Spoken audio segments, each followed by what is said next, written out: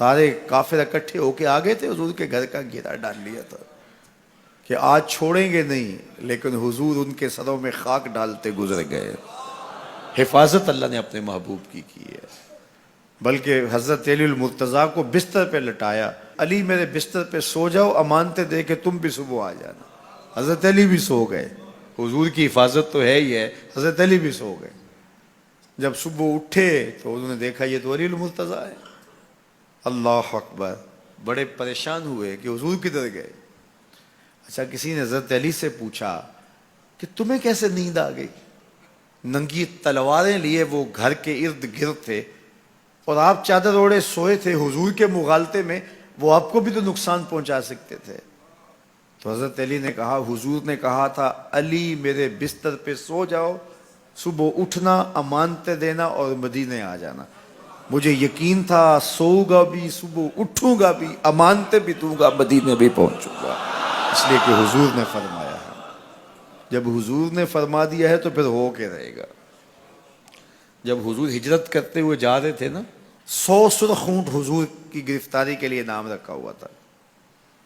سراقہ بن مالک یہ حضور کو گرفتار کرنے کے لیے آگے بڑھا اور اس کی لالچ یہ تھی کہ اتنا بڑا انعام ہے، مجھے مل جائے گا، لیکن اس کی سواری گھٹنوں تک دنس جاتی ہے، معذرت کرتا ہے، پھر ارادہ بدلتا ہے، پھر یہی ہوتا ہے۔ تیسری مرتبہ بھی جب ایسا ہوا تو سمجھ گیا کہ یہ تو میرے بس کا روگ نہیں ہے۔ اب اسے پریشانی ہوئی کہ جو آج اس حالت کے اندر بھی اللہ کی اتنی تائید کے سائے تلے ہیں، تو کل جب یہ دوبارہ پلٹیں گے اور مکہ ان کے قبضے میں ہوگا تو پھر میرے ساتھ نہ جانے کیا سلوک ہوگا۔ تو کہا کہ حضور مجھے امان لکھ دیجئے۔ تو حضور نے کیا فرمایا، سراقہ تو مجھے گرفتار کرنا چاہ رہا ہے، میں تیرے ہاتھ میں کسریٰ کے کنگن دیکھ رہا، میں تیرے ہاتھ میں کسریٰ کے، اس وقت کی سپر طاقت تھی کسریٰ، تو فرمایا میں تیرے ہاتھوں میں کسریٰ کے کنگن دیکھ رہا ہوں۔ تو حضور سے انہوں نے باقاعدہ امان لکھوا لی۔ اللہ اکبر۔ حضرت عمر کا زمانہ ہے، ایک جنگ میں حضرت سراقہ بن مالک بھی تھے، تو کافر قلعہ بند ہو گئے، اور یہ جب ان کے اوپر حملہ آور ہوتے ہیں تو وہ اندر سے پتھر پھینکتے ہیں، فصیل عبور نہیں کی جاتی۔ تو سراقہ بن مالک کہنے لگے کہ مجھے آپ منجنیق میں ڈال کر کے ان کے قلعے کے اندر پھینک دو اور میں اندر سے جا کے دروازہ کھول دوں گا، تو پھر تم آ جانا۔ تو لوگوں نے کہا سراقہ کیا بول رہے ہو؟ وہ بڑی غلیل کی طرح منجنیق ہوتی ہے، کہا اس میں ڈال کے تجھے پھینکیں گے، جب تو گرے گا تیری ہڈیاں باقی نہیں بچیں گی، پھر وہ تلواریں لیے کھڑے ہیں تجھے زندہ چھوڑیں گے۔